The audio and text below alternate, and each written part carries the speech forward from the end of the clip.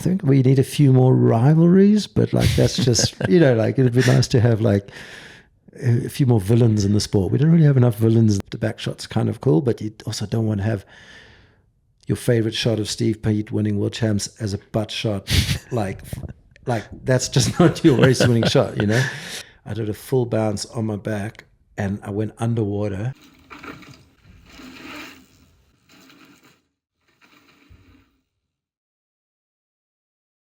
Sven Martin, welcome back to the Downtime podcast. It's been a little while. It's 2019 in Leger, and we're here again. Yeah, it's wow. That's almost 5 years, and a hell of a lot has changed, and a hell of a lot stayed the same in those 5 years. Yeah, still riding bikes and still taking photos, but other than that, quite a lot of change, eh? Yeah, the sports changed, but also not changed. But we have a kid now. That's been a huge, the biggest change to our lives. But Leger is still here. We still have momentous racing, and I'm sure we're going to get another. Well, you'll probably listen to this after Leger, and I hope they just storm the finish bowl again, basically. Yeah, it's always a good after party. I wanted to ask a bit. So first off, congratulations on becoming a father. I think the last time we sat down was, I think my wife was pregnant with our daughter, and we talked a little bit about that. And I think you were still maybe not sure whether kids was the thing or not. And now obviously you've got little Ziggy in your life. Like, how have you found it becoming a father? Because it is a big change, right? Well, it's a big change. It's always something we wanted to do, but we've kind of been, Anke and myself have been, I wouldn't say selfish, but we've kind of lived our lives how we've wanted to live our lives, and Anke's raced, and I've kind of put work as a priority, and we just, our lifestyle, and there was never a good time, as with probably there's never a good time to have a kid, you know? But and then just as you get older, there's a bigger meaning of life, and we'd kind of tried and had a couple of close calls, shall we say, and then we just was a bit more proactive, and so went through that whole journey, and now she's like she was here last year, and now she's starting to talk and running around everywhere, so she's almost 1.5, and she knows everyone from the circuit. She hangs out with Uncle Finn, or actually like everyone.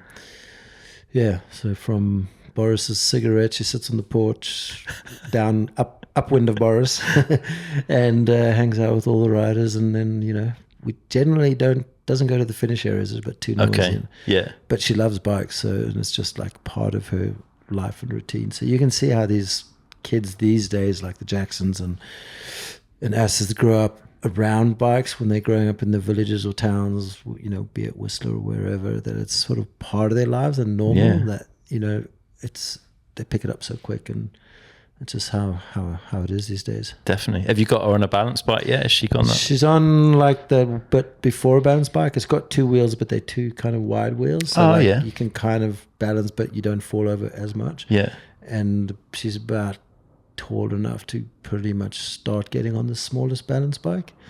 Yeah, but she's got on the handlebars, riding up with us in the woods and on single track, and mostly with Mom. But and she just loves going, like, she wants to go faster and faster, and she loves taking her hands off. When she gets on a shotgun seat, then it'll be harder. Yeah, but it's just you can see how there's a whole industry built up around kids, because literally every 2 months you're getting them a new thing, or they can do more, or they outgrow stuff, and especially we just want to keep her into skateboarding and surfing, like 2 cheap sports, because bikes, even the kids stuff, you just and then next thing they're going to have e-bikes and 5-10 bikes like we all have, and it'll get out of hand. So strictly BMX, skateboarding and surfing for Ziggy, but fair play. I'm sure she'll end up mountain biking. Has it changed your perspective on anything, having a kid? Because for a lot of people, it gives them almost a different lens to look at life through, that, and often people change how they feel about stuff. We kind of bring up the same things that were important to us, like especially she's traveling to a lot of the races that we can drive to, so we just want to make sure she has outdoor space and grass and trees and nature. So it's essentially all the things we've looked for, and already Anka's always been the healthier type and the more mindful type. So like all of those things go without say. But it, obviously it's tricky when we work on a schedule. But luckily Anka's flexible enough where she can put like Ziggy first at all times. But we've worked it out pretty good where I'm still get to spend a lot of time with her. Otherwise, if she didn't come to events, I wouldn't see her for 3, 4, 5 weeks at a time, because this trip is 6, 7 weeks back-to-back jobs. So, so she doesn't come to the ones you fly to in Fort William and the US and Poland, but pretty much in and out most of them. Very cool, yeah. And Leergang's got like a million parks and slides and nature stuff, and up on the mountain there's like, so it's these mountain towns and in Europe specifically is pretty kitted out for kids. Yeah, I'm sure I saw a clip of her like hanging out with Rachel Atherton's little girl like on a trampoline or something. Maybe that was Leergang. Exactly. And I got on that same trampoline thinking once Ziggy was off, and I bounced, and it's one of those pit trampolines. Yeah. And when I was bouncing on Ziggy, I wasn't bouncing hard. As soon as Ziggy got off, I did a full bounce on my back, and I went underwater because the pit was actually full of water, and I got completely swamped, like head to toe, like had to go home and change. But yeah, it was pretty cool.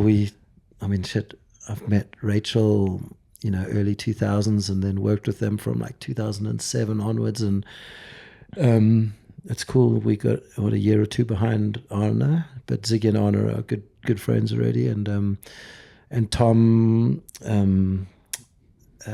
So Ziggy's got a couple of friends on the circuit already. Yeah, her age and nearby. Yeah, that's amazing. Nice one, man. We should talk a little bit about bike photography. People will already be like, "Am I on the right podcast?" the Dadcast. But I wanted to ask you what, in your mind, like what makes a good mountain bike image? What are you striving to find in like the perfect shot? Oh, jeez, there's a big question right off the bat. There's like, I wear many different hats, I would say. Obviously, without saying, like, there's a few elements that you want to have good: the composition, the lighting, the action. But you want a bit of storytelling in a shot, which might be hard to capture in one shot, and it's maybe better captured in a series of shots. But you want to maybe put the viewer there, but you want to like I said, because I'm wearing many hats, there's your editorial type shots or your downhill action shot. Is it race day? Do you want the winning tight, like gritty whites of eyeballs, or whites of the eyes, not the eyeballs, but or is it enduro or something like Stone King Rally, where it's more about the scenery and the location? So it's you basically having a multitude of thoughts and adjustments, and sometimes you can capture it all in one shot, but sometimes you're going to, in one moment, you might capture 3 shots: a tight shot, a wide shot, and behind the scenes shot. But essentially, like, I want all of it to have some kind of storytelling. I like to have a story, which comes more from my sort of journalistic standpoint or editorial standpoint. But in the reality of it is, you also got to think, does it work on Instagram? Because 80% of the usage is from your clients is on Instagram. So is there a perfect shot? Like, yeah, there is, but it's like you need to take a perfect shot for every usage instance. So like, I'd love to go up, scout a location for a week and take, the client only needs 2 or 3 epic sunset, sunrise shots, and you camp out there and you literally take 10 shots, and one of them, versus taking 10,000 shots a day and using, like 500 of them a day. So it was an easy, short question, but there is, I don't just talked in circles here, but, everything to be good and correct, and the style, everything's got to just work, the timing, if you're a proper hardcore mountain biker, you also can tell very quickly if the rider's got bad style, or if the shot's mistimed, so that's not going to speak to you, or you're just going to flip it, or you're not going to click it, you can slide it. So there's a lot of things that you will need to, without thinking about it, they just got to be right. And I guess we don't really think about it anymore. It's kind of just second nature that, yeah. But you want some kind of connection, you want something to reach out and grab the viewer and stop them, really. Yeah. That's like what cover shots of magazines used to do. They need to create sales and grab your attention and stand out from the others. So, yeah. When you think about like, this is a shot successful to you, like how do you measure that these days, and has that changed? Like, are you looking for a shot to go on Instagram and get a certain amount of views or likes, or would you be more interested in seeing it in print or up on a wall somewhere? Like what for you feels like a really successful shot? I guess it comes down to, okay, you have your client deliverables, which you need to deliver a certain amount of good shots. I'd like to deliver amount of good shots and options for them, their riders, their co-sponsors, the teams, the brands to use in different ways, both through social media and other. But really, it boils down to who won the race, or what was the story of the race, and did I capture that shot? Like, it's always like we always have our own little, I wouldn't say contest, but we always, as the pressure is elevated come race day, DH finals or world champs, is like, okay, this Loic Bruni won. He's not a client of mine. I don't shoot for Specialized or Olin's or anything, but I myself, I don't actually need to have a shot of Bruni, but 100% I need to. Otherwise, like, why would I be doing this if I didn't care about the sport? I want to have that shot for me, even if they've got nothing to do with it. Obviously, it would be nice if it's used in the Misspent Summers books or your Downtown books, but at the end of the day, I want to have the shot that best captures his race-winning moment. But alongside that, I also want him to have a shot of him tying his shoelaces that morning that he won the race, or folding his jersey the night before he won the race, or pinning the number, his mechanic pinning the number on. So, and you don't know who's going to win the race. So you're literally going around and kind of collecting those shots.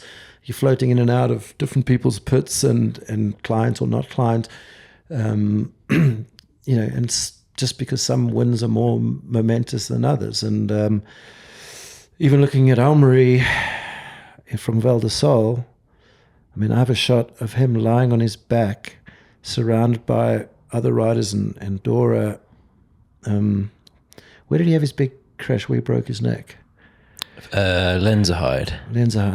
So I have these different shots of Almery, like literally at the lowest of lows, and they weren't sort of right to use then. And but now that I have him gone the whole journey, and it was weird because Val de Sol, sometimes the way that it works out, and your timing going into the pits and not in the pits, or the training schedules, and sometimes you see a rider a lot, or sometimes you don't. And somehow I kept bumping in and out of Almery a lot at Val de Sol, and then so I had a lot more sort of B-roll or behind the scenes or more intimate stuff, really.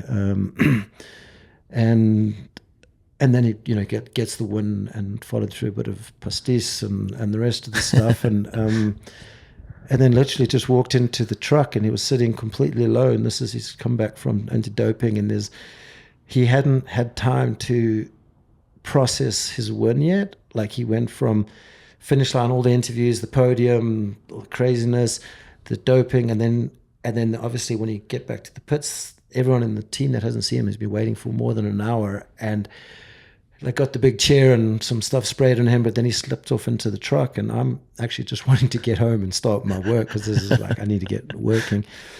And there he was in their lounge in their truck, and just kind of reliving the moment, and it only sunk in then where he's come from, and it's from like the bottom of the bottom, and not believing in himself, even this year when he was healthy and back racing, to not just being back on the podium or taking a win, but how he won by this type of margin on the conditions and the track. It's the hardest track in the hardest conditions, yet somehow he still did, and he did it in his fashion, in the way he does do it. So the question was, what was the how are you thinking of what shot works for what? We're taking a lot of shots so they can be used in all different ways. I want to still get a cover of a magazine, a cover on the Instagram carousel, but I also want to have a book. If I want to write a book in 10 years about the greatest moments in the last 30 years of our sport, I want to have that shot, and that for sure would be one of them, as similar to Jackson winning in Mont-Saint-Anne last year. But so I just want to be proud of and have a body of work that sort of does the sport justice and lasts over time. And to do that, you've got to take a ton of shots that you'll never use because you did the same thing with Benoit or Menard or Jackson and they didn't win, So usually all those things you did with Armory, you've actually also done some of it with a lot of other riders. You're not just rolling the dice and choosing one rider and hoping they win, at least me anyway. So yeah, and sometimes working as a photographer of a team, you get more access and you spend more time around the riders, so you get some cool stuff. And Are there particular images then in your back catalogue that are favourites that stand out? Like, I'd love to hear maybe one or two stories around a couple of pictures that really resonate with you. It's so hard on the spot, but when Steve Peat, so I was racing when he was racing and came so near. In fact, I was at Leger racing in 2004 when he was up 2 seconds on Fabian. I'd finished my race run before him because I qualified. This is World Champs. So I qualified worse. I had a massive over the bars in that. There's like a... anyway, not about my run. Steve and my parents and Uncle's parents were actually on the grass right near the finish line, and he went way too fast and just got ejected. So I'd been there when he'd missed a lot of his wins or his close seconds. Yeah. I wasn't there for all his battles with Nico.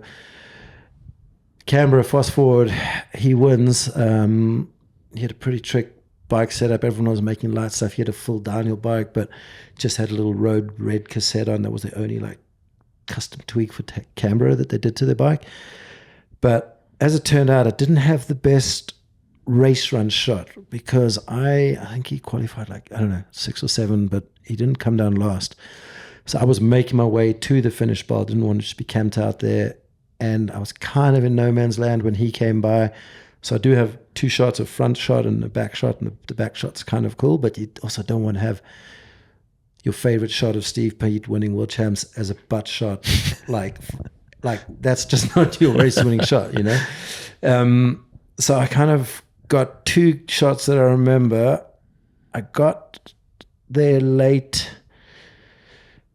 Either which way, there's a big scrum of people around him. I got there late, and I was like, and everyone's just cameras, and this is media, friends, family. Every single person in the world wanted Steve Peat to win, and he went and won. And I couldn't get in, literally. So I just literally lay on the ground, leopard crawl through people's legs, looked up, and I just saw this vision. And there was just this crowd of people around him. We can pop this image up. I can give it to you. Nice. And I kind of hadn't done a shot like that before. And then I saw it was going to be a silhouette, so I just snapped a frame, but then I quickly spun the exposure dial to get it exposed because I was shooting up to the sky. And one of the frames, the way the people parted and moved, it was pretty obvious that he was the center of attention. But then, more importantly, and then I got him specifically at the podium. I was like, okay, I want this to be about Steve. World Champs, no one else matters. So I put a tilt shift lens on, which keeps him in focus, and Mick and I know Mick was in second. I forget who was in third. But anyway, they were blurry, but Steve was in focus. And I was still kind of like, I didn't get that race winning shot. I need more. And it's Steve Peat, so I was going to document him until he fell asleep. And I wasn't even working for Santa Cruz then. Gary Perkin was. So then they went to some back room where normally we're not allowed to go, but because it's World Champs, they don't really know what you're allowed to do. And because it's Australia, they're not used to. So I just wandered in, and there I was, and there was the medals. And it was probably between anti-doping and some kind of press interview, but there was this quiet room and space. And Steve had literally just picked up the phone, and he was having a conversation with Adele, and he had his son's name's written on each of his gloves. And I got a photo of him chatting on the phone, like in tears. I was pretty much in tears taking the photo, and then he gave me like a double knucks with his kids' names in the gloves. So like that, again, it's a series of photos. So you just asked me a question, and I spoke for too long of a single image. It's the storytelling of the narrative of those, say, 5 pictures, and the action photo is the worst out of all of them. Then there's the Sam Hill crashing at Val di Sole in 2008. I don't want that to be, but it's timestamps of moments in the sport. So my best photos that I remember are not actually photographically the photo that would end up on a cover of a magazine. They're not the ones that I like the most are definitely not, like, they're not even technically correct. They might even be slightly soft or exposure wrong or framed wrong, or so there's a couple of those that are I guess I'm remembering events in the sport, and then I'm thinking of an image I have that go in. So I'm there to document the sport. Yeah. So it's not so much, I've got this coolest photo, because you get, as a photographer, and we're shooting a lot of photos with the best riders in the world at some of the best venues in the world, we're going to have lots of nice, pretty photos, all of us. If you're not, like, we wouldn't be doing this, or they shouldn't be doing it. So those images are easy to get. There's tons of Rachel Atherton images, which are like super special, just because I sort of started with that, her and G's whole rise, and from the late 2000s all the way through. There's a couple of athletes I could just have a book on, just on that one athlete. Greg, Rachel, Steve, Sam Hill is through everything. And there's Sean Palmer pictures. Like, I kind of missed his whole era, so I always wanted to get a good Sean Palmer picture. And the funniest thing, the very first time I saw Sean Palmer in person was at Montanan. I'd seen him before in Tara with the Santa Cruz camp. But Steve saw me, we're going up the gondola, and he's like, Sven, jump in the gondola with us. And there I was, like, still, I was already buddies with Steve at this point, but sort of like a shy kid, even though I was like Palmer's age or something. And then I like start taking pictures, but I just see there's no battery in my camera. And I was like, fuck, I ain't admitting this for sure. And I kind of just stopped. And then we're getting in the gondola. And then Steve's like, hey, what's up, Mongo? Usually you'd be taking a million photos. Like, you don't want to take a photo of me and Palm in the gondola. And I'm like, I will when I get to the top and get a battery from someone in the next gondola, because I don't even have a battery in the camera.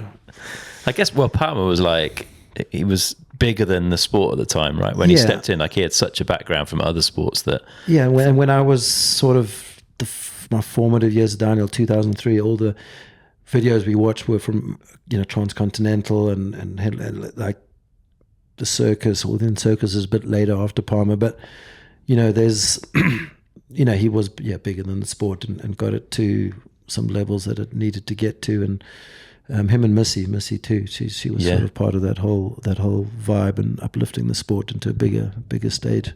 And personalities, it's personalities. And we're so lucky in the sport, especially downhill. We I'm just watching the Tour de France stuff, and these guys have big followings, and I guess they have personalities, but not what we've got in the sport. And to have access, everyone, fans, you can be pit side and to have a chat with Loic and Omri, and all these riders have are doing such a good job for the sport. They're not like, they're just they personalities. So it's really what it comes down to. And we've got a lot in the sport right now, and I think we need a few more rivalries, but like, that's just like, it'd be nice to have like a few more villains in the sport. We don't really have enough villains in the sport. We haven't had any real sort of strong rivalry for a while. Was, like, Greg, Sam Hill and G, they and Fabian, like, they all respected each other, but they all were less friendly than the current like top 5 guys are amongst each other. These 5 Frenchies will hug and kiss each other and go for dinner. That wasn't happening 10, 15 years ago. But it's good. We don't need that. It's a new world. Everybody's happy. It's all right to be nice. Yeah, it's all right to be nice. Positive. Talk a bit about the technology, because obviously that's changed quite a lot. Like, are you able to use technology to your advantage, both in the process when you're out on the hill taking shots? I've seen you using remote cameras and stuff, but also when you get back, like in the editing and that side of things. So the technology, while it has helped us take more consistently better or more usable or sharp photos, it's actually kind of shot us in the foot. Because say we shot all day on cameras that only shot 7-8 frames a second, and then the autofocus was good but not that good, so you're getting a few usable shots per sequence or per rider. Now you're shooting 15 frames a second, if not more, and nearly all those frames are sharp, so you're spending that much time to go through milliseconds or moments to pick the ones. So you would have shot 2,000 images a day, now you're shooting 7, 8, 9,000 images a day, and of those 2,000 images you shot a few years ago, you'd edit 200, because that's, now you shot 7,000, you're editing 700. So technology, while it's helped us be more reliable, it's definitely cost us a lot of time. There is a bit of AI editing software out there. It's in its early days. I'm not using any of that. I'm going frame by frame, shot by shot. I'm not using any presets. I'm literally editing each shot singly. You might apply the same little bits of tweaks of blacks and contrasts and color temperature and stuff to the same group of shots, but I'm editing each shot individually. So technology-wise, the cameras are getting better. Internet, the most places are getting better, except in Combloux. We were struggling to get stuff uploaded with phones and Wi-Fi. Remotes and stuff. There's a lot of technology for press and agency photos, like Tour de France type stuff, where you literally plugged into an FTP into your camera through a little wireless modem, and it's streaming as you're taking it to a picture editor. I do some jobs like that, some bigger road races in South Africa, which I haven't actually shot for a while, but where it's all about the agency, and some of the Red Bull stuff I've done at Hardline, where you getting a shot,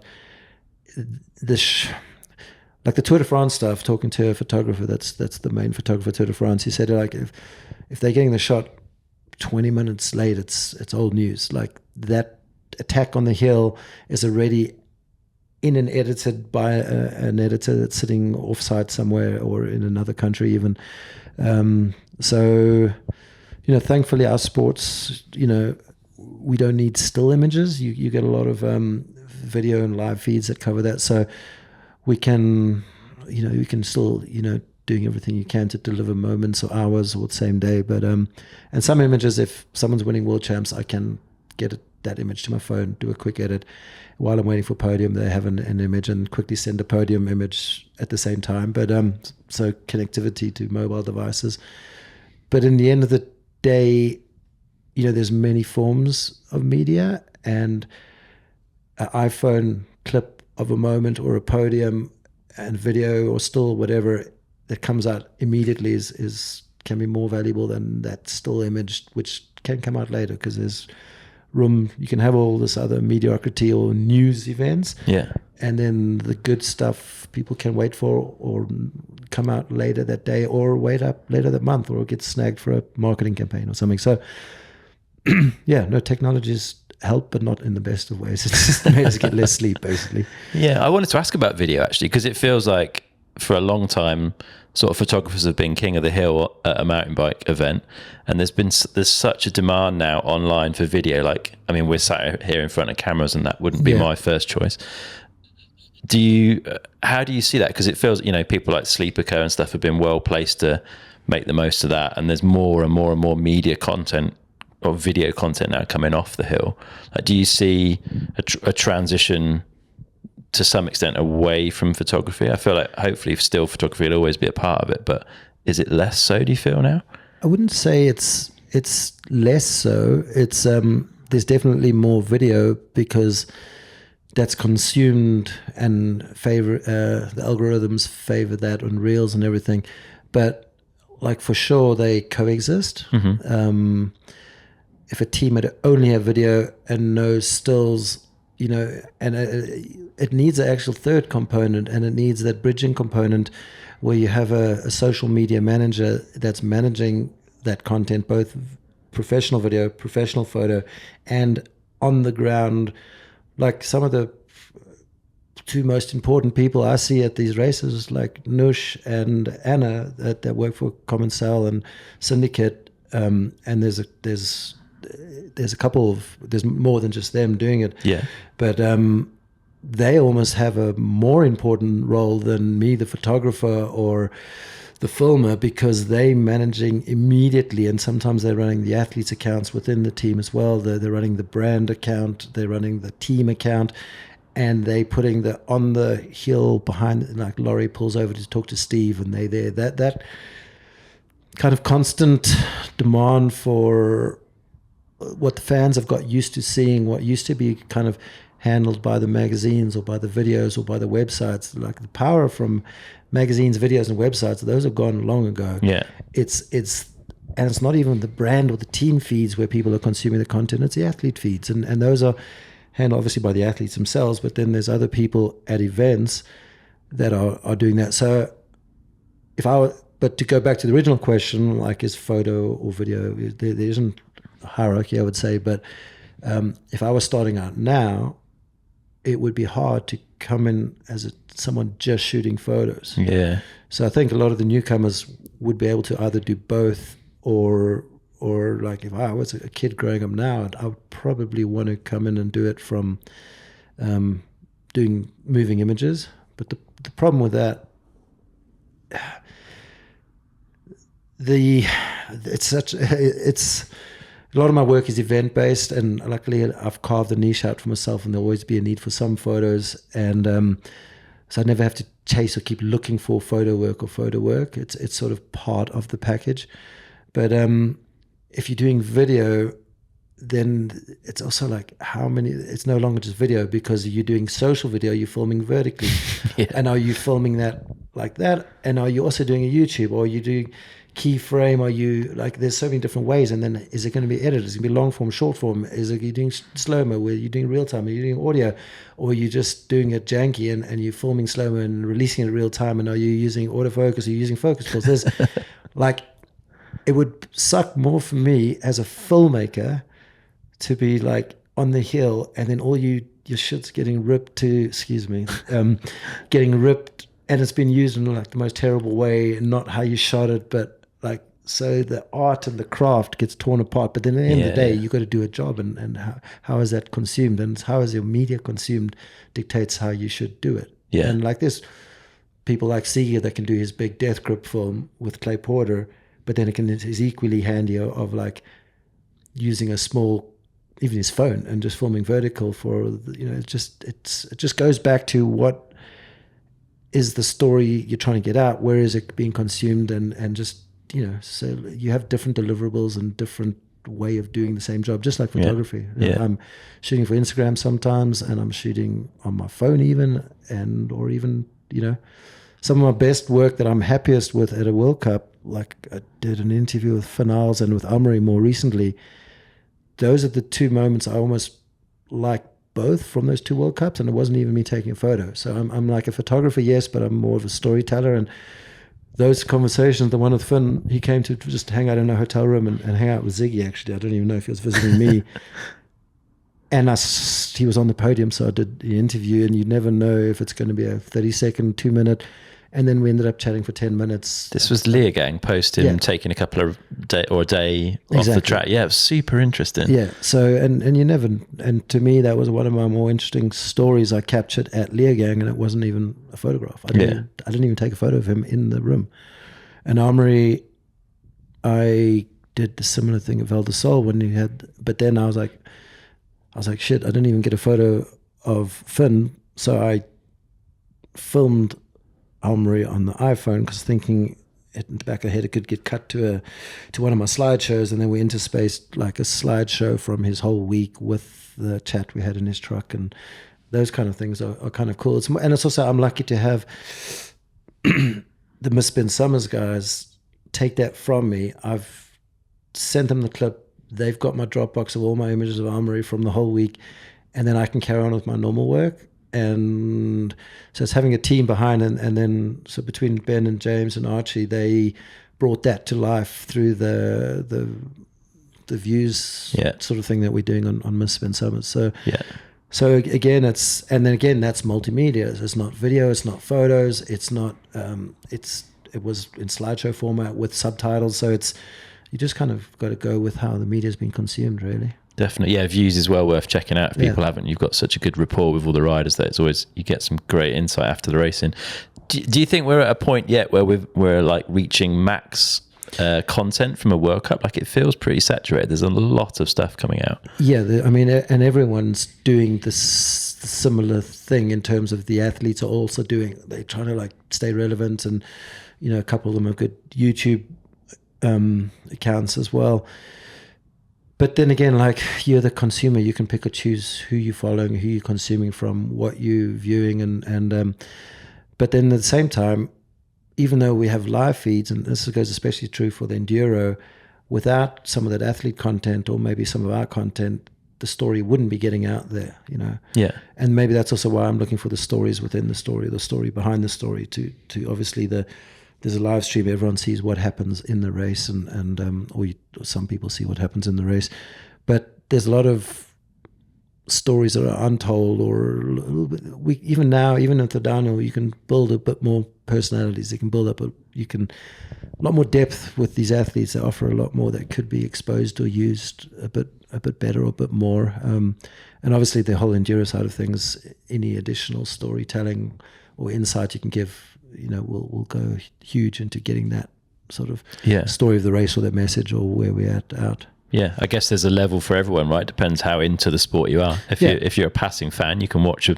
highlights video. If you're fairly into it, you can watch the broadcast. And then if you want more, you can delve into all sorts of vlogs and podcasts and imagery and video. And there's a lot out there. You can go deep. And what is worrying, though, that like for some of the core fans, sometimes it's quite hard to see the main product and the replays and the live feeds. Or there's quite a few countries where I've heard the finals are suddenly last minute bumped, and then they have a darts or a snooker contest shown, and then your live feed was a replay. And then if you're sitting in the country and you don't have an alternate, it's a tricky one out there. It's okay if you're at home and you got your usual way of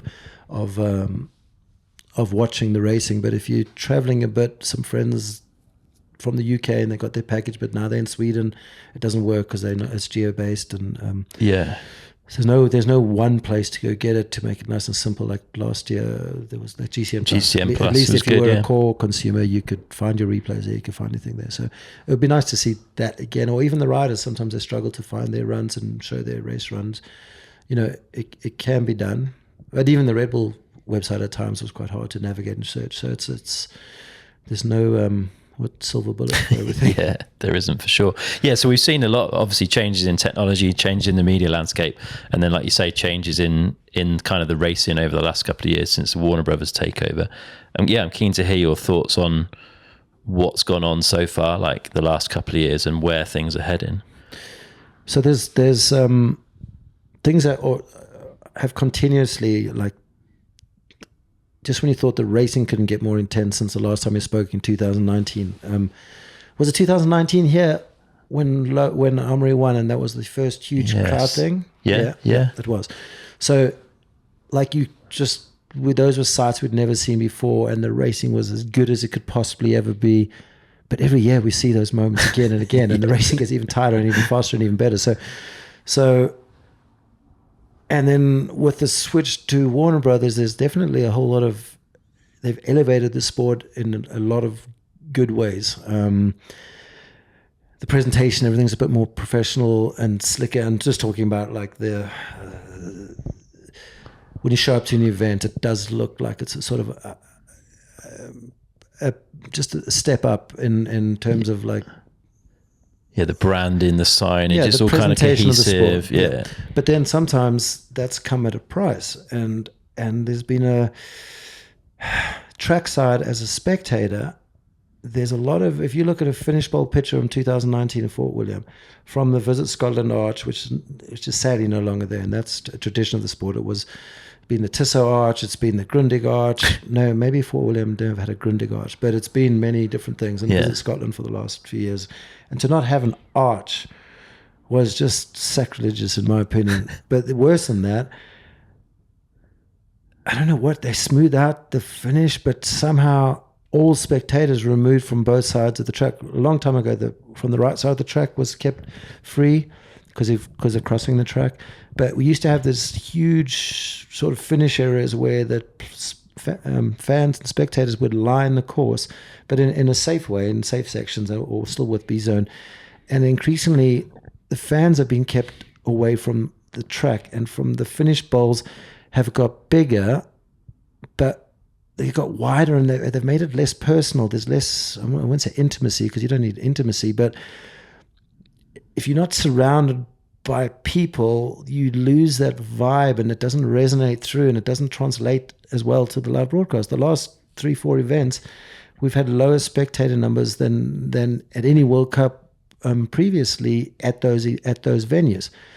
A lot of it has been due to quite bad weather forecasts. This is, as everyone knows, has been the worst summer in Europe in living memory. Yeah. We still haven't seen summer. So that's part and parcel. But also, your show empty event is quite expensive to go spectate. Some events, some are free.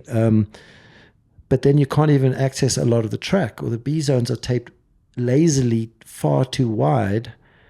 And at what point do you not come back to an event to watch, because you can't even see the action? You don't need to be hanging over the track and having wheels flying by your head. We don't need that, but you can definitely have a compromise. And even the finish area, the hot seat, the riders are so far removed, and as the rider crosses the line, he's whisked away. He doesn't even have a minute to celebrate, or especially if the rider has already crossed the line earlier and he was one of the earlier finishers, we don't ever see him again. He doesn't come back to the finish bowl. The crowd doesn't see him. It's like a big, massive anticlimax. The media doesn't see him.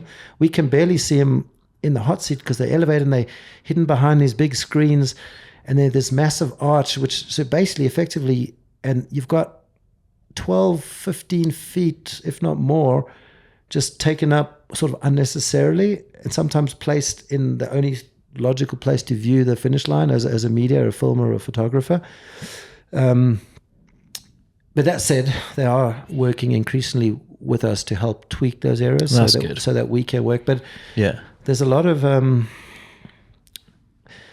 emphasis, and I guess rightly so, because Warner Brothers and Discovery are in the business of putting on a good TV package.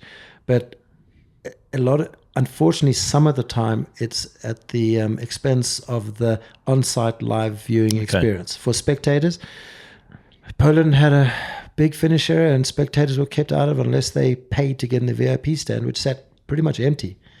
We couldn't even go up and take a photo from that VIP stand, which was almost empty. So there was no good vibe at the finish area. And there was a great racing in Poland, amazing racing. So I think, but every year they've been improving everything, and they noticing when things can be done better. And even just this year now, we have sort of 2 or 3 dedicated media personnel that liaises and interacts with us working press, be it photographers or filmers, helping us do our job better and making things easier and getting feedback on those shooting positions. But there's always more that can be done, and obviously this is not. There's only so much that can be done as well from an event organizer standpoint. But I just always see way things can be better,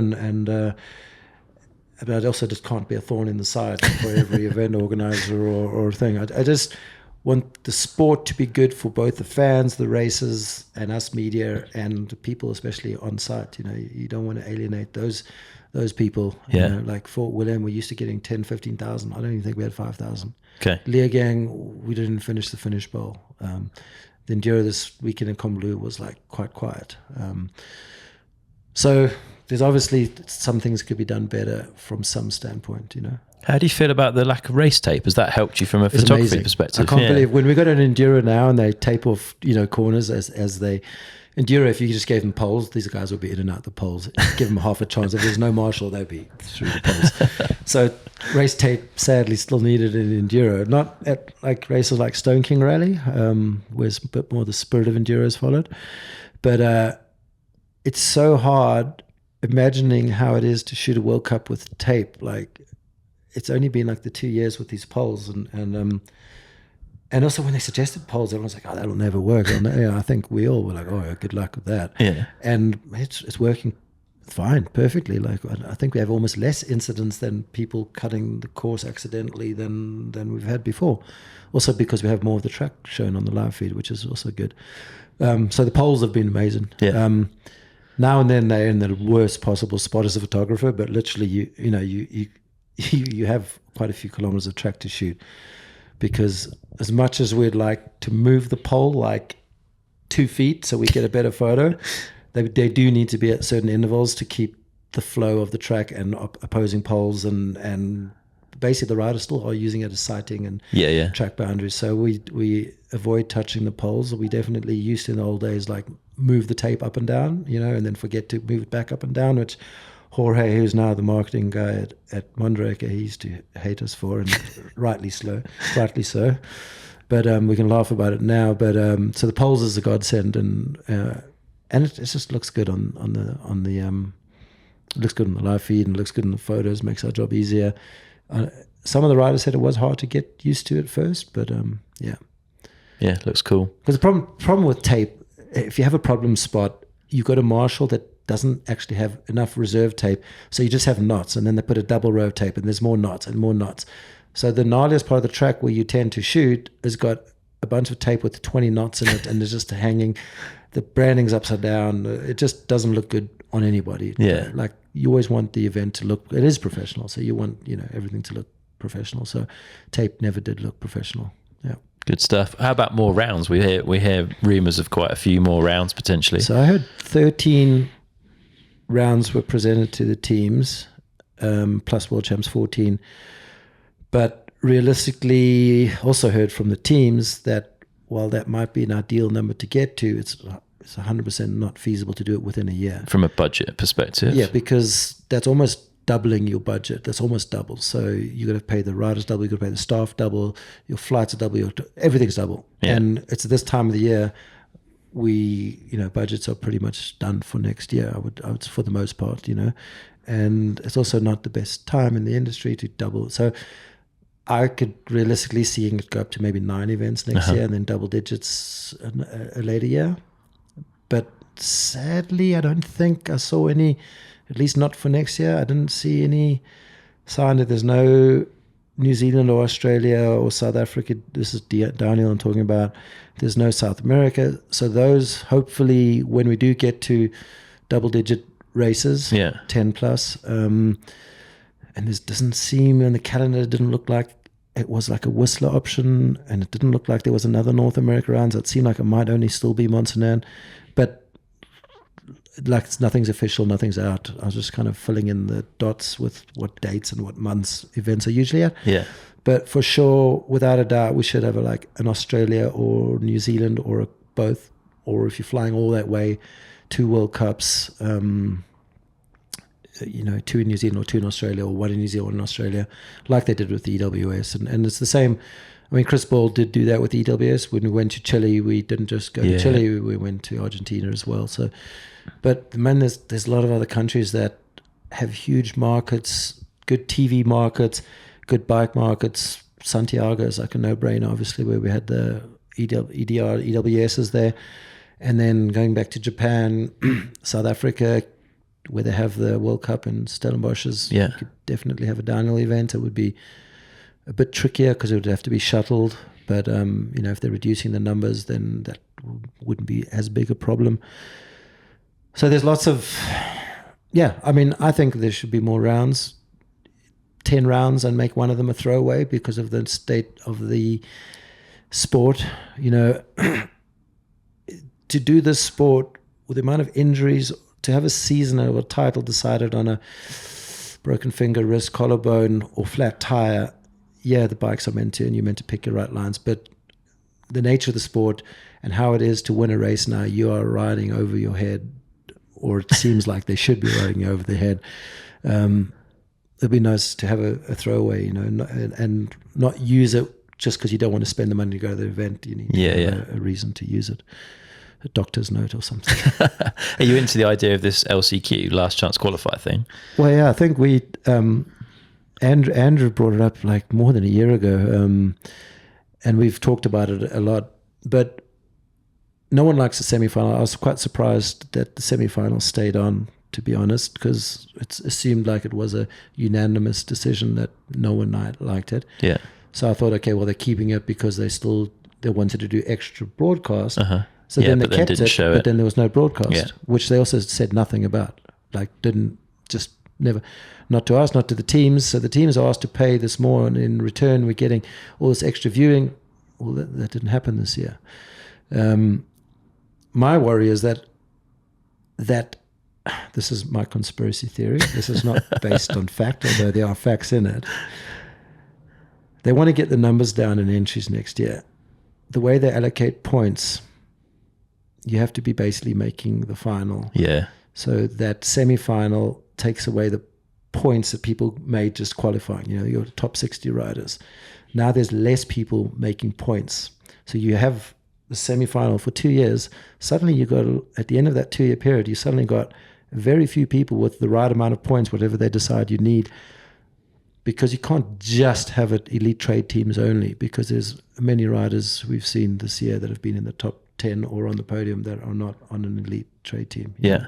Or fastest woman of the day, Joe Bowman's junior, right? Yeah, Ellie, yeah. And that's not a trade team.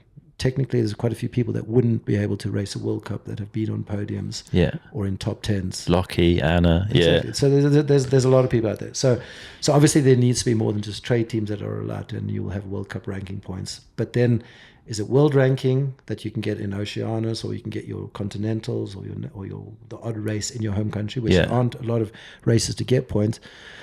So suddenly, by keeping the semi-final another year, you've really cut a lot of people's World Cup points that they would have been able to use to enter a World Cup the following season, while those points are valid. So that's a little bit of worry. But yeah, LCQ, have your top 30 that qualify, and you have your next 30 riders, and you offer 10, 15, 20 spots, whatever, to get to the finals, got 40 or 50 or 45 or whatever it is. Yeah. Of course, up the women's number to a more equitable number. Everyone's saying that, so we don't even need to go on about that. Just to me, it's a no-brainer, and we shouldn't have to be asking or discussing it. So that LCQ, again, Warner Brothers are in the business of giving entertainment, viewing entertainment. A last chance qualifier is a lot more entertaining. It is a lot more on the line than another race, which is kind of like the final, which is kind of like the qualifying.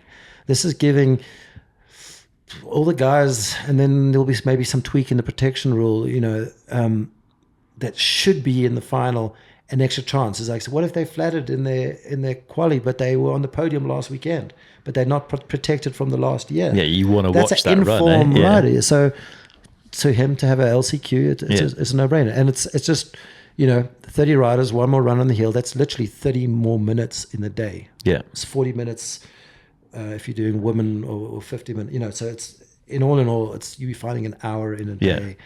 It takes a lot longer to run. It takes a lot longer to run a whole semi-final.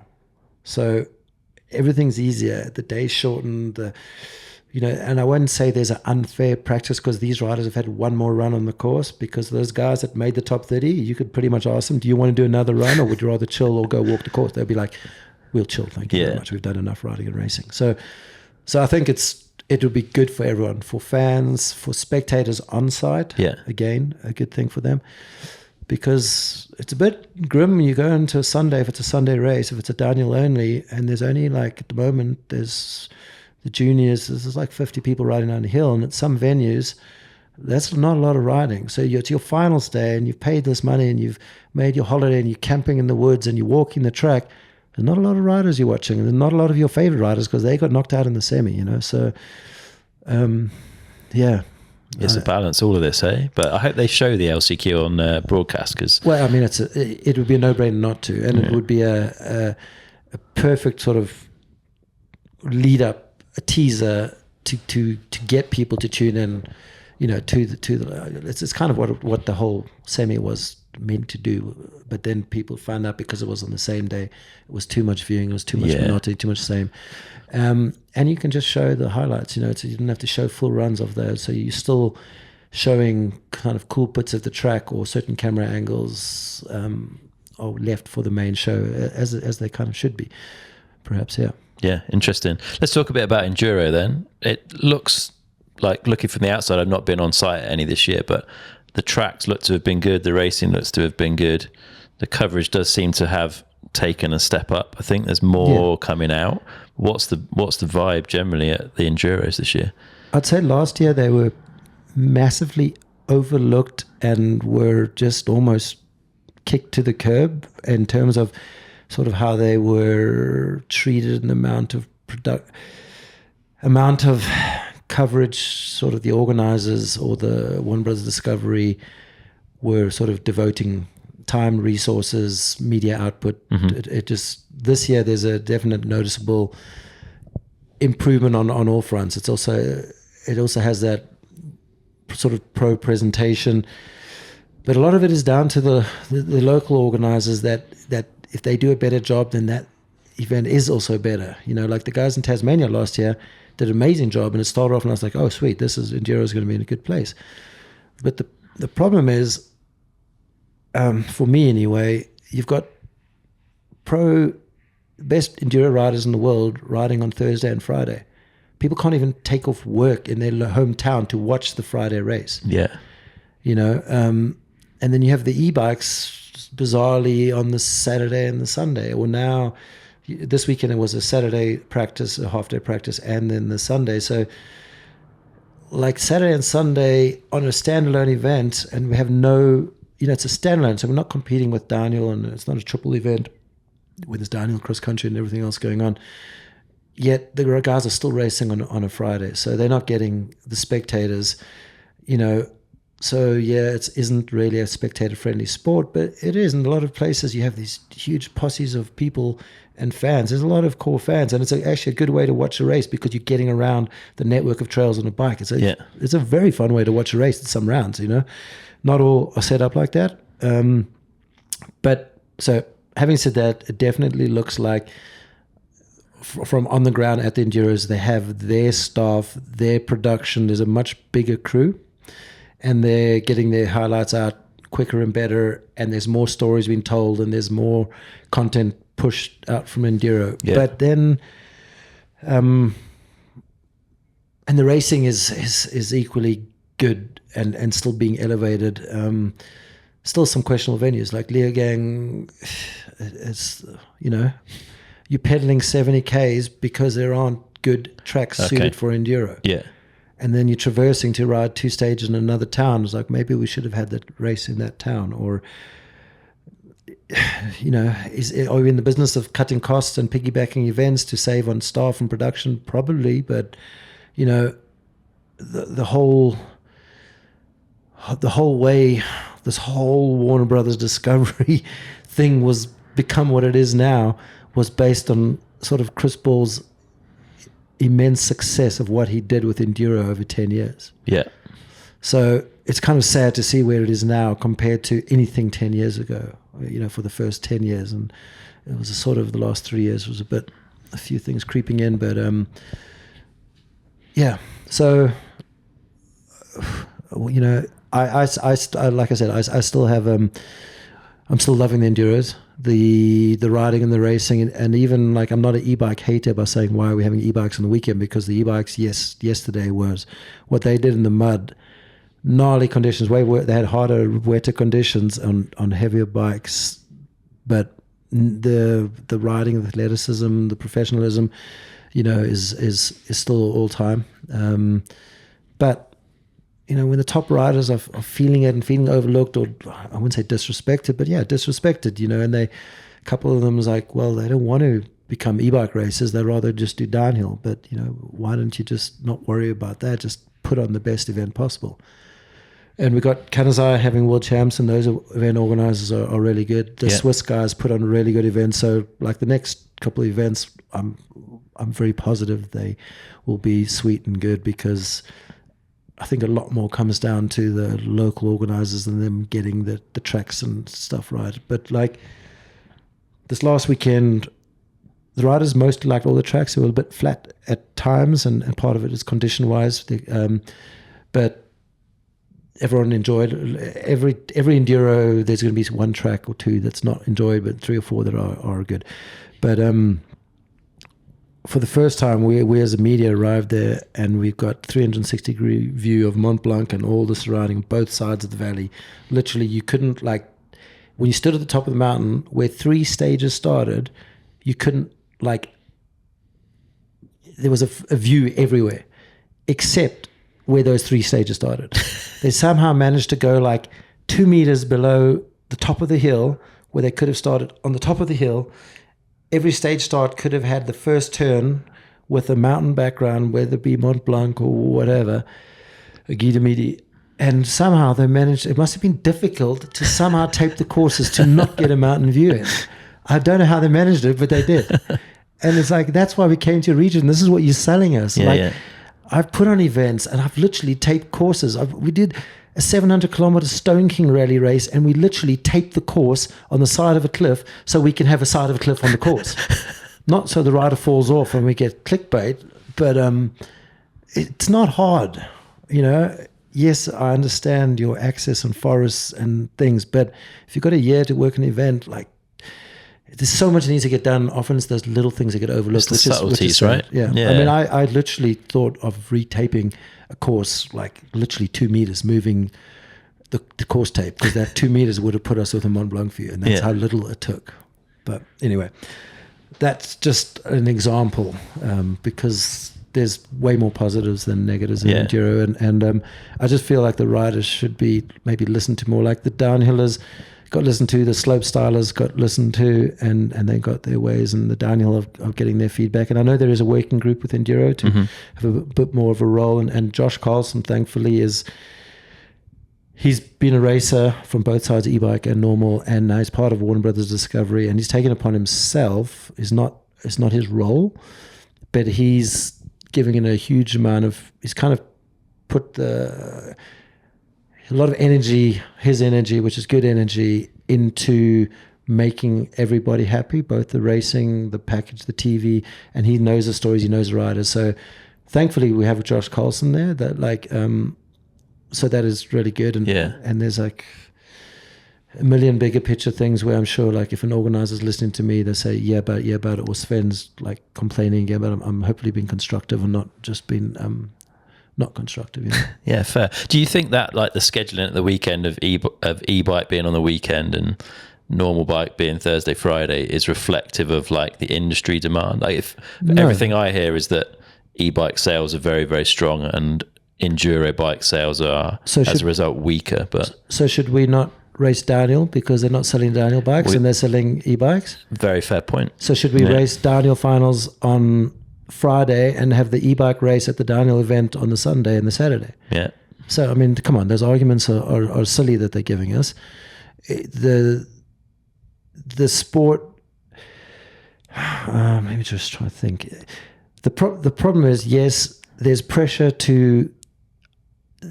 maybe some pressure from the industry to have more people entering e-bikes. They struggled to get 50 people to enter an e-bike race. Yeah, the field was pretty small still at the weekend. It's still, and it was bigger than normal this weekend. Yeah. So they've tried to do, okay, well, let's make the e-bikes on the weekend, and let's do the schedule completely separately, so some riders can race both, which a couple of riders are starting to do now.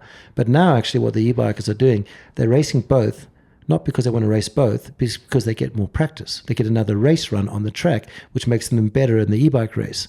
So it's like I wouldn't say a new form of cheating, because you'd be stupid not to, but it's another lap on the track. Yeah, you're going to have to pedal and you're going to lose a lot of energy. So it's quite a balance. But these guys are are fit and they're racing e-bikes, so they can probably fit in one more day of, it's actually half a day of riding. Yeah. So before we'd have the e-bike and the normal bike at the same day, and then the e-bikes would do a few extra stages, and it was quite hard for the media to cover both equally or fairly.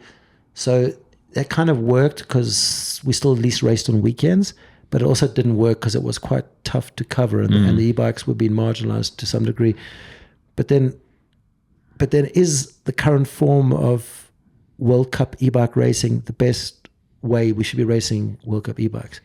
You're essentially racing the exact same tracks as the Enduro with a few extra stages and a few power stages. And the power stages are no longer climbing stages. They're little trials, obstacle courses and circles with a little bit of techie moves and some obviously climbing themed or based. But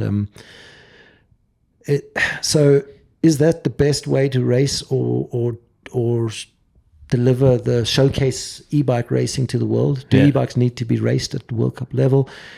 Or is it a big festival race and you race around Mont Blanc and you use bloody a lot of batteries? Because that's what we use e-bikes for. When I ride my e-bike, I'm maxing out my, anyway. No, I'm with you. I just I haven't thought about e-bikes and what's the solution for them. I just know a festival-based there's e-bike races like Jerome Clemenson put on that it sells out 300, 400 riders because they're doing the right kind of adventure ride in a forest where you go a hell of a far, and then they have your batteries up in a refuge, and where you switch batteries or charge and have a long lunch. There's other ways of doing stuff. But then, obviously you're doing it within the format of a race where there's a village and media and production and staff and timing. So, I'll revisit. I need to think about, how to do e-bike, but,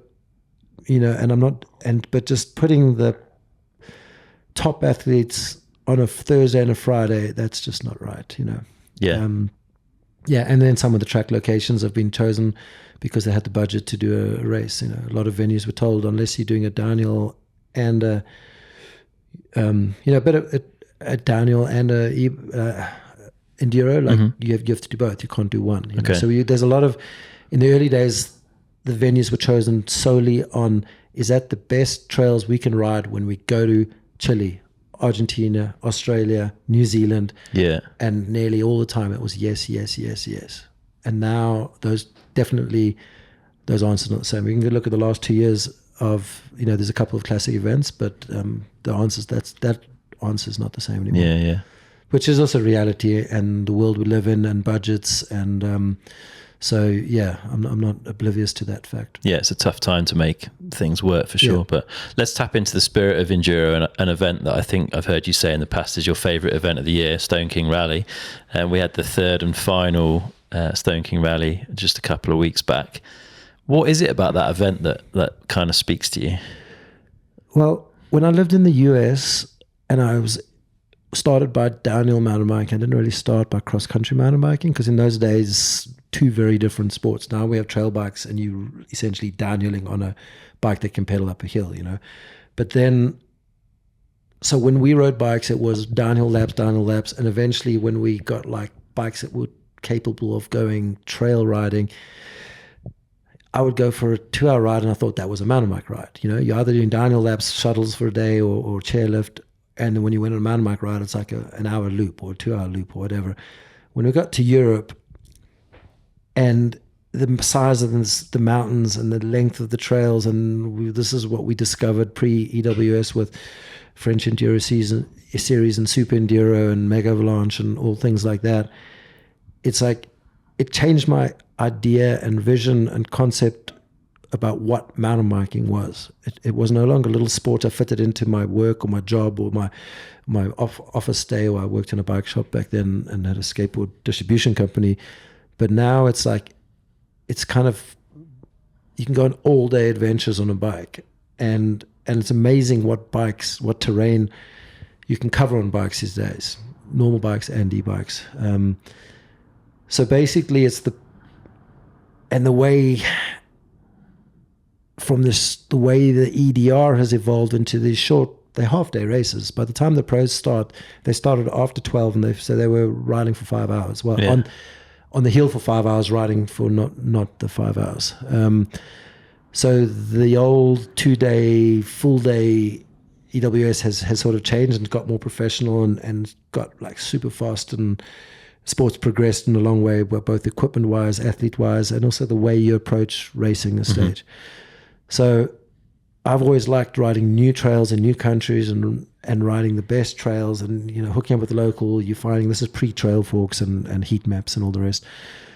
So to go to an event like Stone King Rally, and Ash has done 10 years before that with Trans-Provence, he's basically done all that thinking out of you, and as a result, he started a whole new niche race series. There's Sierra Norte, there's Trans-Cascadia, there's Trans-New Zealand, Trans-Tasmania, there's a Trans-Madeira. He has 2 editions. So it's birthed a whole, it's almost like a whole genre. There's almost a different athlete. You can take Richie Rood and Jesse. Actually, Jesse, I feel, could do good at these trans races because he's pretty, I mean, not taking away from Richie, but like, I don't think those guys can win these 6-day blind on-site riding. It's a different style of riding. It's a very pure, proper way of riding your bike, reacting and visualizing and pacing and planning and keeping your equipment and your body and your tires. And it's a very different type of riding, but it's a very, I don't know, like perhaps the purest or the best way of riding a bicycle, which these days a bicycle is a very capable 5 to 7, 8 inch travel pedal bike. So these events are just that. I'm working them. I used to race them in the earlier editions. I've won some in the AM or Masters class and been heli lifted in some others, and it was determined. Actually, heli lifted in Chile and in Andes Pacifica and in Trans-Provence, maybe somewhere else as well. But so it's been basically I now shoot them, but I'm also on my bike all day, the lighter pack than normal, 2 bodies, 3-4 lenses, and tools, spares, bags, food and stuff. So we're doing the full route with the riders. We are on e-bikes and they are on normal bikes, but we're doing essentially the same route. And some hiker bikes, they can just carry their light bike, and we're carrying our heavy e-bikes, and a lot of the hiker bikes we can pedal most of it. But basically, I'm leaving camp at 7:30, starting to shoot photos from about 7:30. First stages are opening at 8:30, and last stages are closing at like 5:30. You have all day, so you have all sorts of riders, from the fittest guys that either get to the field pretty quick or take their time and stop and have a coffee, have a gelato, have a beer, depending on what time of the day it is. And some guys start on a beer and end on a coffee. It just depends on the crew you're with. And it's just like, it's the kind of riding holiday you would have with your mates when everything's taken care of. Yes, you're timed, but it's almost like it's to make you just dig a bit deeper and focus on the trail. And so yeah, for me, I can ride a full week on the bike, but I'm still using work as an excuse. There's very little time in the year when I can just take away from family, or I can't go on a riding holiday for a week. But this is my riding holiday. Just have to do 6 hours on the computer after each day. And we sleep in hotel beds, and the racers sleep in tents. So we're not sleeping much, but we do get that. And we have a real shower, and they have a cow shed shower down there. Yeah, some of them were pretty bad. How do you go about replacing that in your calendar then? Because with Stone King Rally, if we believe Ash is now finished, I mean, if they're having more Downhill rounds next year, then maybe I don't have it in my calendar anymore. Yeah. But the last 2 seasons, we have had a break, this mid-season break, which I guess won't really exist if we have more rounds next year. It's a bit of a weird one, having it's so busy, and then there's so many events double stacked on top of each other. I think they had Cape Epic, Crankworks, and Australian national champs on the same weekend. We just had 6 months of no racing whatsoever, and then you triple stack 3 big events, even if they're somewhat different disciplines, even like Cape Epic. But from a media standpoint or an industry standpoint or a fan standpoint, it's like, stretch the racing out earlier and later, which you could do with the Southern Hemisphere stops. But so what, I don't know what I'd replace Trans-Provence or Stone King Rally. I think one thing Ash has done different to Trans-Provence, where he kept the route secret, is he's developed these routes to develop sort of hubs in these smaller towns in France and Italy, or along the kind of dotting on both sides of the border. And he's opened existing trail and built new connected trail, but he's also left each of these towns that we visited over the last 3 years with a sort of infrastructure and a hub. There's the hotel for people to base out of. They can ride that. Over the 3 different years, we've ridden kind of all 3 sides of the hill and the mountain and in that area. So instead of doing a 6-day point-to-point race, you can still do that with your friends, and you can use Ash for the shuttles. They do put on trips. But you can show up to the town and ride the first 2 or 3 days of the Stone King Rally being based in one town, but you can ride all the best trails that we've used over the 3 years, because he uses different trails each 3 years. So essentially you've got, you got a week or a weekend trip in each little stop, offering a huge network of trails. So and that's what his vision for the future is: self-sustainable, creating employments and lifeblood for these little towns. I live in a little town, Malini, and the bike tourism it's the lifeblood of the town. It's kept people employed, it kept people in town, it's kept the young people in town, it's brought young people back to town, it's brought real estate back. It's the same story all over the world. So I think it's great that he's doing that. And he did leave some kind of hint in terms of the Stone King Rally is over, so maybe as a race, but maybe, I don't know, maybe it's just e-bike weeks with your mates and you don't need shuttles. I don't know what it's going to be. Yeah. Who knows? So if you could pick one of the places for like a riding day or days with your mates that wasn't Malini along the route, which one would you pick?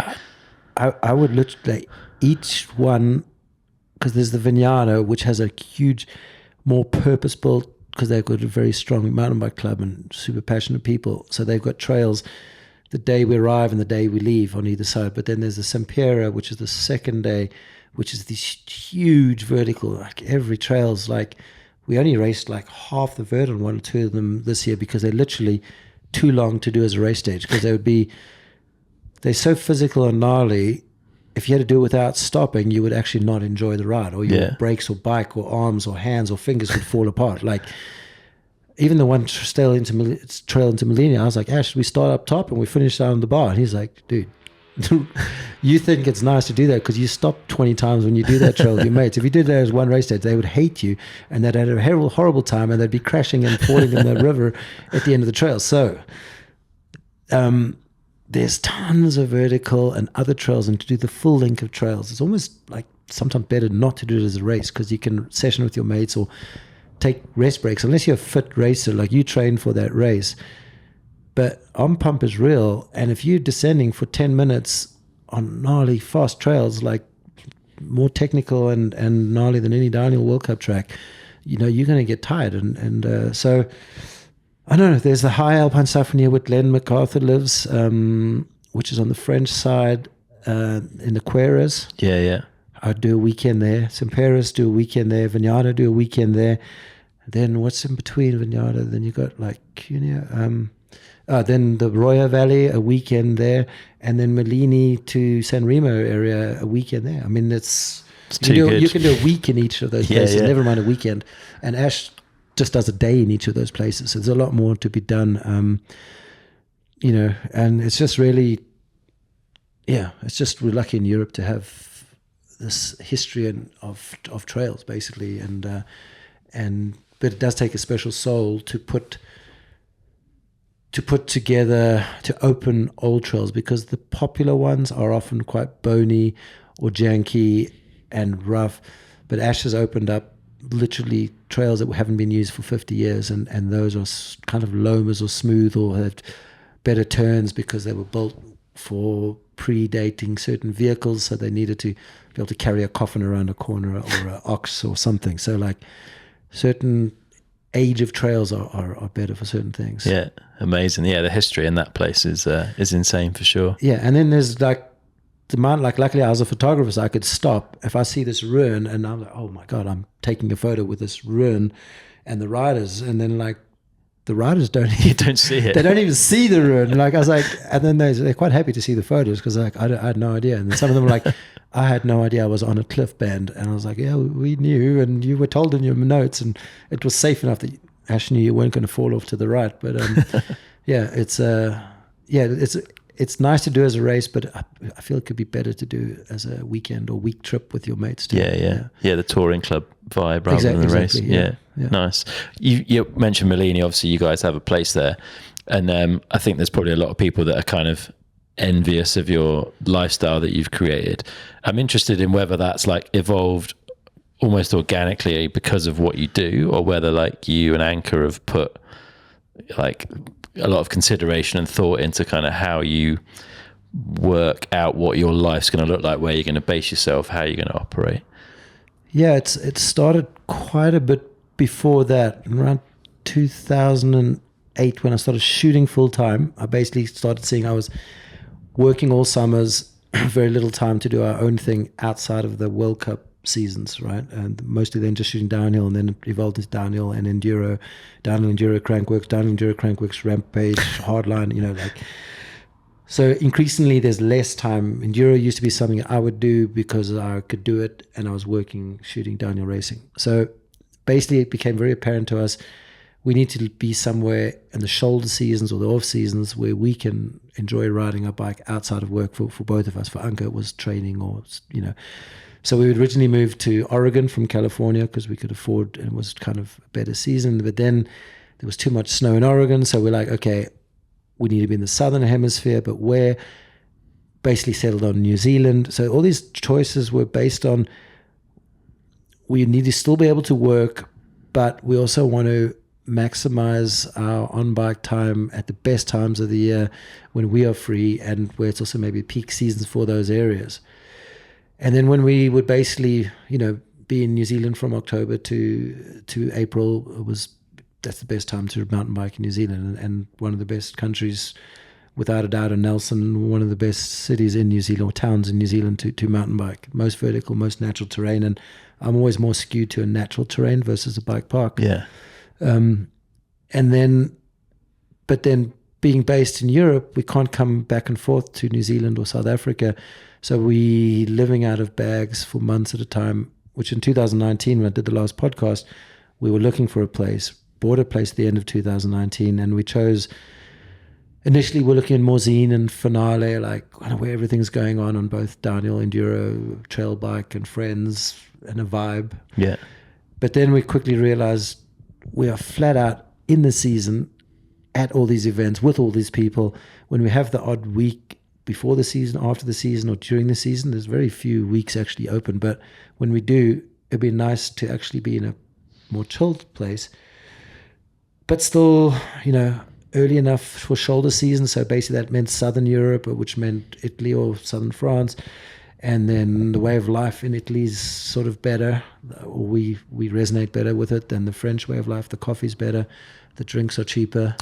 The property. And then we're looking at Finale area. But then Malini got put on the map. I think Steve Jones and Dirt Magazine did an article on it. And we ended up there. And then we realized, it's everything we need. We just need a base. And, and the fact that it's quiet and more rural and it was actually perfect for us. This our downtime, but then the bonus was it had, like, to me, some of the best trail riding on the doorstep from the house, or in a shuttle, or on pedals, or with an e-bike. And it's an hour from Nice Airport, 30 minutes from the beach if you want to go to the beach, and it's got rivers to swim in, and it's small enough where it can never get overrun. But there's two solid operators, Malini MTB and Typico. And between the two of those and the one or two companies that join up with them from Finale or from France, it's just enough. We still need, I'd say, more trail builders in the valley for the amount of attention it's getting now. Like, there's definitely scope to develop that into a more permanent, full-time, sort of non-partisan trail builder that works maybe for the commune and not for either, because each trail, all the shuttle companies are also doing their own building, and maintenance and opening. And the problem is we have like 40 trails, and they over like from 600 to 1600 meter drop, and that's probably kilometers wise in hundreds and hundreds of kilometers. It's a lot of maintenance. So, and it's one thing maintenance, but then like, strimming is a job that nobody wants to do. Yeah. But when you're in a subalpine or alpine or above tree line, like you can't ride the trails if they're overgrown, but nobody wants to strim a 10-kilometer track, but it needs to get done. So it does get done. But then there's also, your berms, you're fixing your ruts, and you're winterizing the tracks to shut them down and get them prepped for the next season. So there's always there's always room for more development and trail building. And this Anke and I help a lot with that, actually, with initiatives to raise money so we can fully employ permanent trail builders, which we've done the last couple of years through different initiatives. And Santa Cruz also with their dirt fund granted for some so that goes a long way in a small community when a lot of people do many different jobs there. Like sometimes the plumber is also the trail builder, who's also the shuttle guy, and he's maybe growing your tomatoes as well. So like it's pretty cool, and you can get everything that we eat is pretty much grown, the milk, cheese, tomatoes, whatever, within the milk's grown within 5 kilometers. The milk's, so it's a very healthy way of living, and it's made me a bit healthier the last few years, and I get to ride my bike more, and I like to live in a place where I need to have like a Zeb that's 170, 180. Like it's like, because we spend some of the year in Cape Town where I have like a tall boy with a 150 or 140 fork, and that's kind of plenty. Then I'm just surfing mostly. But between Nelson and Malini, like I like the fact that I live in a place where I need a Mega Tower or a Nomad or a Bullet or something. Like I don't want to live permanently in a place that just requires a tall boy, because that, that's what Bend, Oregon was, and we left. It was a lovely community, but the trails weren't good enough to keep us there. I love it. I love the way you choose your location based on the Santa Cruz product you want to ride there. Well, I guess we won't be brand specific, but if you need a double down or a downhill rear tire and you need at least a 170 fork, then you're living in a pretty good You're in a good spot. Yeah, I reckon. Although, like, I do get lazy, and I've heard your podcast, you do the same, because I'm like, I'm not racing, so I do go the Exo Plus on the front, because I go and max grip. But yeah, just to keep the weight down, I'd rather fix my flat than have a heavy bike. Good on you. Well, we should start wrapping up. But the one thing I do want to ask, I mean, you spend a lot of time on the hill throughout the season at these races, and it'd be cool to hear from you, like a couple of riders who are exciting you at the moment. Like, who are you enjoying watching? Who do you think might be the next kind of breakout riders? Obviously the near future is Jackson and Asa, and I don't want to just mention them because it's not fair on anybody else, but it's pretty apparent for Asa in his first year junior, first time at a venue. At least we've seen he's not superhuman, and he hasn't just had a clean sweep of the series, which I think for him might be a bit disappointing, but it's also probably the best thing that could happen to him. Yeah. Just like it was for Jackson to have Jordan beat him, like it only raises the game. And also he started the season not actually super with a lot of bike time and physically fit. So just seeing how good they already are and how seasoned they already are without ever having the experience. Like Jackson's one of the most experienced downhillers, but where the hell does he get that experience from? So like, it's pretty crazy how the sport has become so professional that they're arriving at first year junior, kind of like Valley almost did, although she learned a lot through her crashes in her racecraft. Seeing Ellie as one of the junior girls set fastest time of the days in similar conditions is, pretty crazy. So like the future, we don't have to worry about, like, just when you thought like the Jackson would be a once in a lifetime athlete, then the next year you have like Asa coming, or you think there was only like one Loic Bruni and Loris and Almery, and there's just more in the wings. And then everybody's so good. Like I don't like. There's very few people that don't shoot good. When you're getting to that top 50, and this is like and I'm not saying top 10.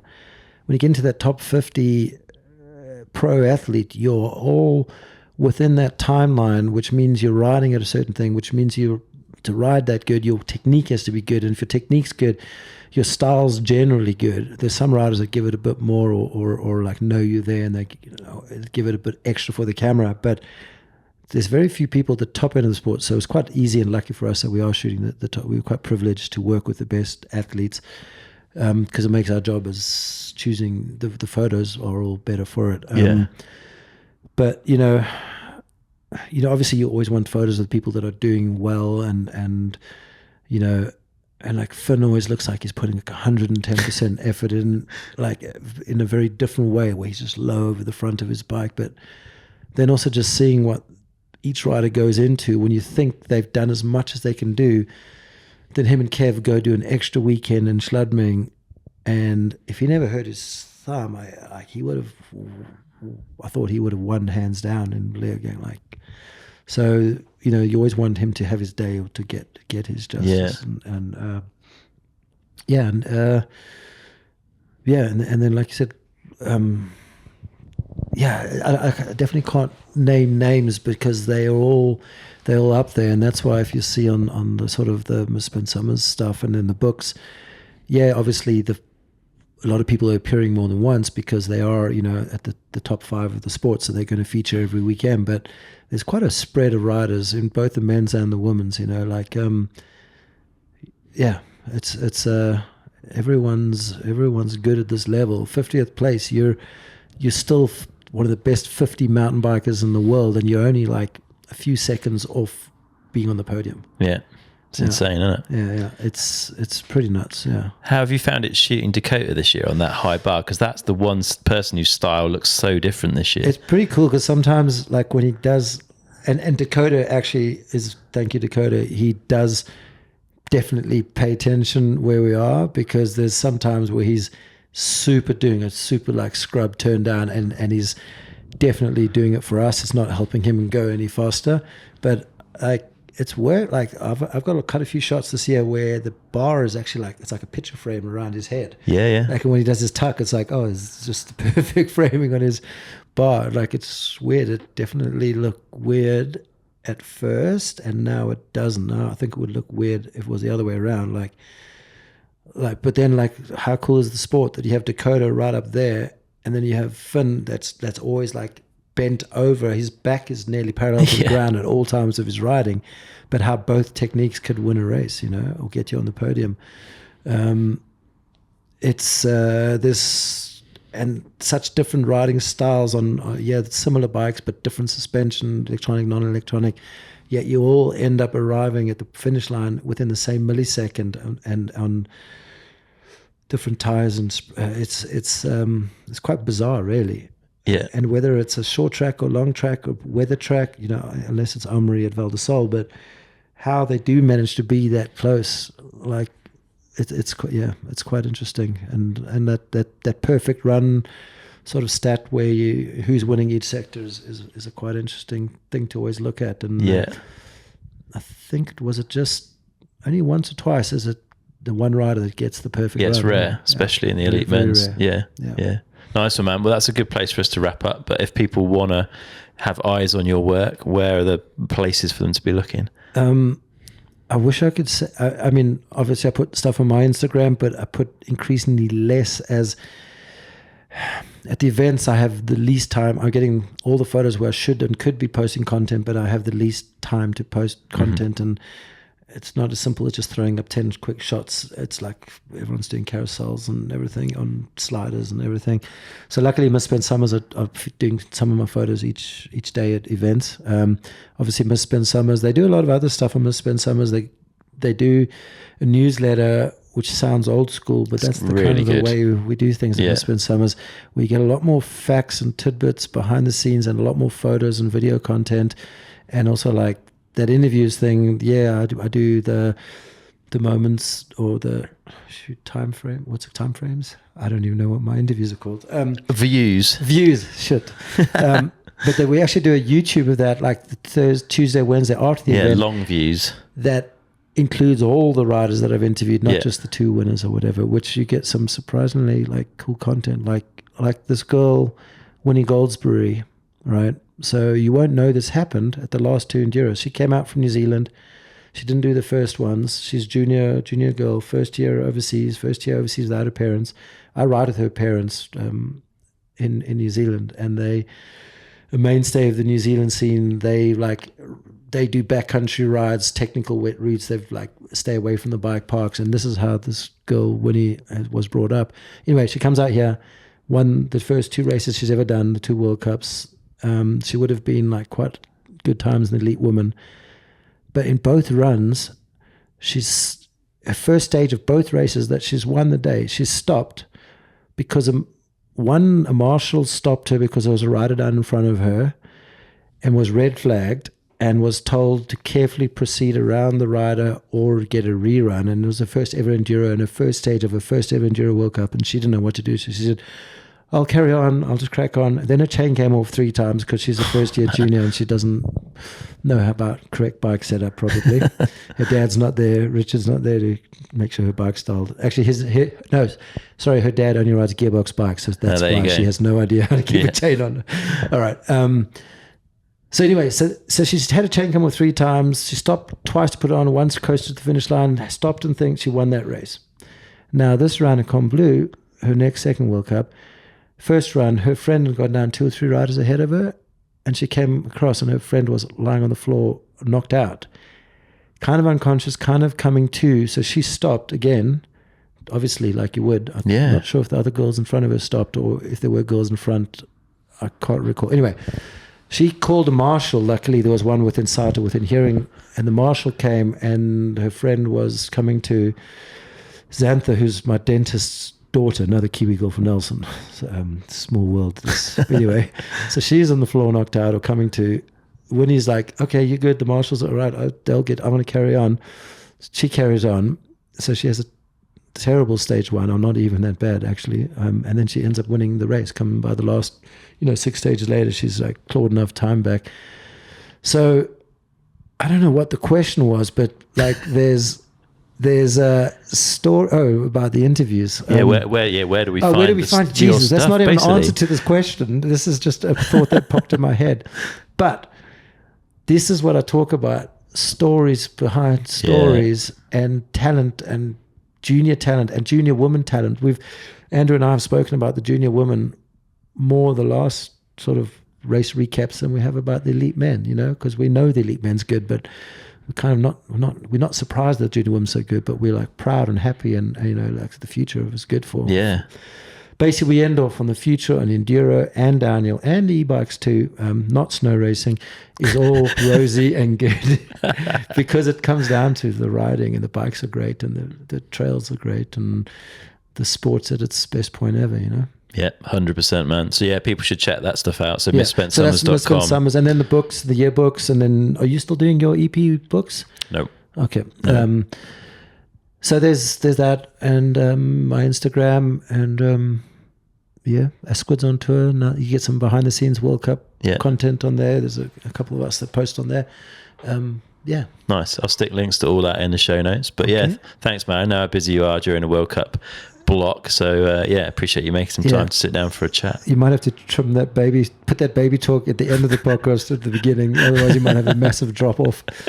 Do you have a thing that shows where your do most people, if they get a certain way, listen to the whole podcast? How does it work? They get most of the way through on average, like 75%. I guess if you're going to commit to watch a podcast, you or listen or watch, you can see the length and you choose. And some people, now and then I played in 1.5 times, but I actually can't get into that because I know the people. I don't want to hear their voice at 1.5 times. You get used to it after a while. No, I tried, and I was like, if I'm on a flight and it's a short flight, and then I do. But if I'm driving, I just like to hear people's voices. Fair play, and you do a lot of driving. I'm doing a lot of driving. Yeah, we're almost like losing airline status because we fly so little these days. It's just like 2 big flights a year, and that's it. Better for the world, I guess. Better for the world. Yeah, as Josh Bryson taught us all. There you go. Nice one. Cheers. Actually, there's an answer to one of your questions. I was sick to see. Shoot Josh Bryson at an event, and it was at actually racing e-bikes this venue last year in Chatel, and it was just so cool to see him. I missed him in Hardline, unfortunately, I wasn't there. But it was like, just seeing the people and personalities and like that they're still out there, and the sport has room for everyone. Definitely. It's a cool place, man. Yep. Nice one. Thanks, Sven. Thank you.